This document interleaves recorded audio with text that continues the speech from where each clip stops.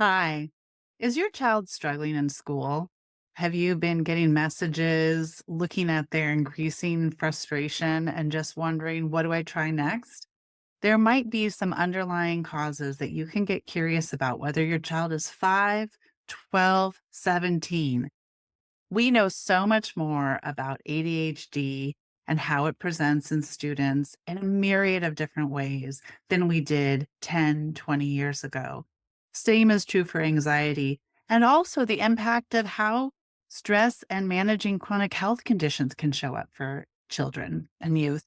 And that might be part of what you want to dig into.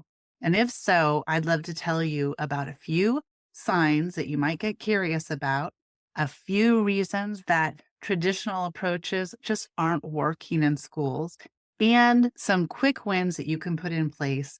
But most importantly, how you can start working with your child's school on a strengths based accommodation plan. My name is Cheryl. I have 20 years in educational leadership, 10 years at the middle and high school as an assistant principal and principal, hundreds of families that I worked with on a lot of accommodations plans, a lot of unique situations that we were able to navigate. And then nearly a decade more working across an entire region with hundreds of principals, assistant principals, deans, directors, as they worked with my programs for 2 years.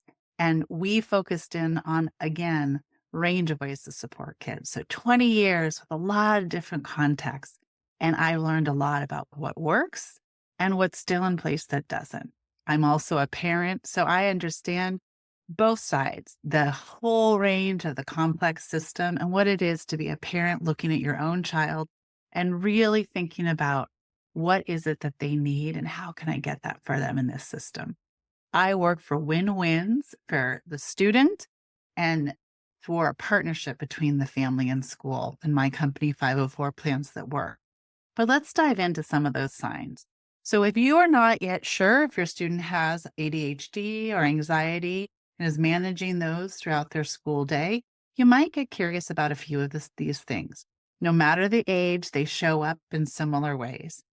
So, first and foremost, is just their attitude about school. Are there things they're voicing that they want to avoid? Are they having headaches and stomach aches and more days of feeling sick and wanting to either miss school entirely, arrive late, or leave early? Are you getting emotional outbursts that don't seem to correlate to anything specific?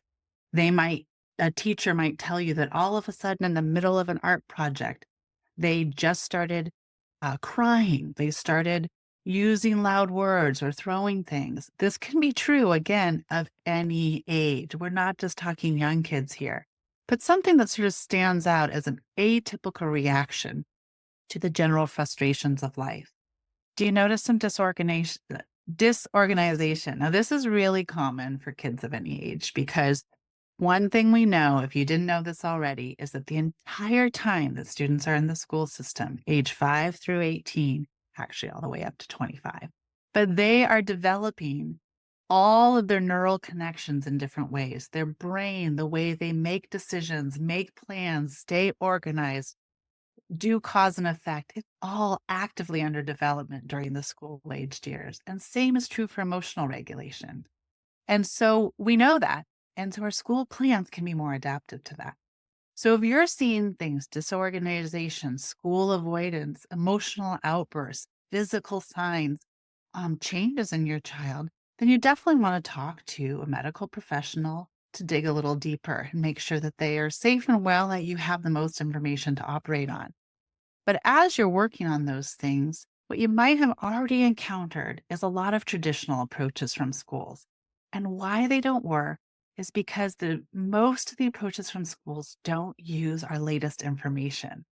They're just going deeper into what's already in place. Take disorganization. So we give a child a folder with a list of where they can write out the assignments.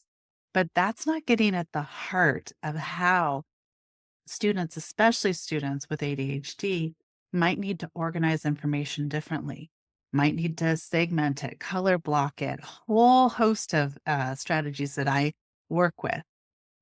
And those traditional approaches end up leading to more distance between the student and the school. they start to feel more that they are flawed, that the problem lies within them. The teacher told me to put my papers in this folder, and I started doing the folder. Then they gave me another sheet of paper. Then they gave me another planner. They're all variations on the same thing. The other reason my traditional responses don't always work is they kind of just circumvent the problem or the issue. So instead of really understanding why the student is struggling to complete an assignment, they might just say, you can skip the assignment. So two things happen. The student doesn't get the necessary learning, but the student also doesn't get the learning about how to persevere in a different way to complete a task than maybe other peers in the class. And schools can easily make this adjustment. It's a matter of working with schools for sustainable ways that the teacher can reshape his, her, their classroom. So these are reasons why they typically don't work. But you're probably looking for what are some things I can do right now? This is causing a lot of stress to my child and to my family.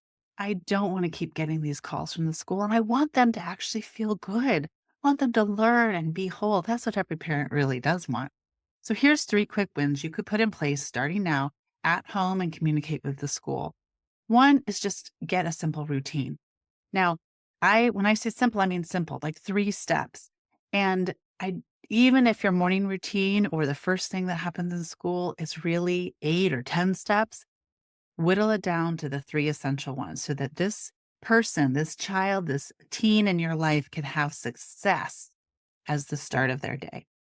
So get basic. Is it that they need their Chromebook, they need their jacket, and they need their sandwich?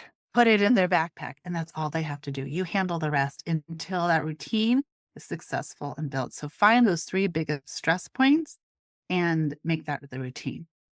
The second idea for a quick win is stop talking. Now, I don't mean stop talking like the silent treatment, but I mean stop talking like make everything about I'm giving you verbal directions, I'm giving you a verbal checklist. Turn it visual.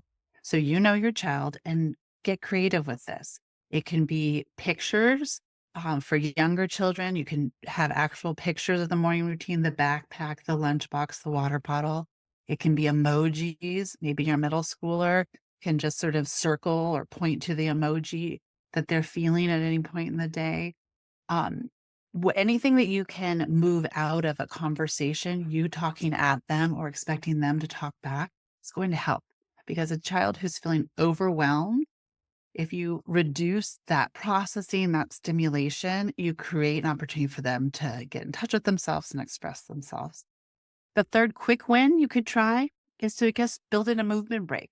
So talk with your student's teacher and figure out how can they privately move around the room.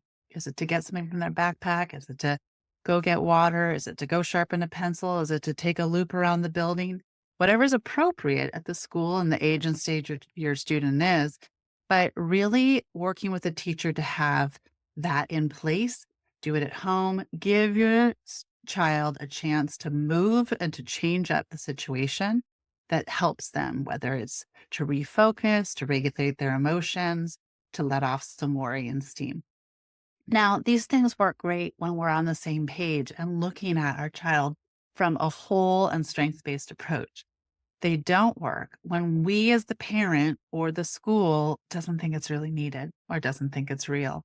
So that's the part of the heavy lift is getting to a strength-based approach, meaning you have to believe that your child is not broken or flawed. You have to believe that you are getting to understand them more and their experience. You have to get curious and learn more about how attention can actually translate into emotions, how ADHD and emotional regulation are really linked, how the child's chronic health matters that they take medicine for and are the model patient for might show up in anxiety. You get curious and you have that conversation with your student's school and you help them to start to reframe and get curious too. They're the experts in child and adolescent development. You're the expert in your child and the parenting. And between those 2 vantage points, you can come up with your child at the center and some successes. So strengths-based approach is different. It's saying there's not a problem we have to fix, but there's something we have to understand and do differently. so that we can boost up and bolster this young person so they have access to their education for the rest of the time. I want to give you a quick success story so that you can see what this looks like in action. And we're going to think about one of the youngest clients that we work with. So, this young man is 5 years old and he has a chronic health condition. And that has shown up in actually feeling ill. And a lot of that illness is not something that anybody else can see. It's how his joints ache and the pain that he feels inside. And he's avoided school and he has a lot of strong emotions at home because of these things. So the plan at school was not the adults all making a plan in his absence. It was the parent of this child meeting with him, telling him he is the most important because he is the expert in how he feels. We're going to come up with some ideas and meet with your teachers. So they came up with some ideas, which were to have three simple picture cards. One is I need to call home and just let them know I'm not feeling well. One is a picture of where he feels pain, picture of a little kid feeling owie so that he could show his teacher, I'm not feeling well right now. And the third is a snack because that seemed to bolster his energy. And in the meeting, the parent and the teachers worked together to say, you are the expert. You're going to tell us. He chose that the parent should tell his words for him. And his mom used his words in the meeting so he could hear that voice really is important. They put a plan in place. He could hear his teacher say, yes, show me the cards. You can use that. And at 5, this young man was both didn't want to stand out from his classmates, but also really didn't want to interrupt the teacher if they were doing something. So by being in a meeting where everybody was saying he was expert, he's the one who knows how he feels. Yes, we'll do this. He had a plan. And instead of the more than 60% of days he missed the years prior, he now has only missed a day and a half, 3 months into school. This plan was a strengths-based plan.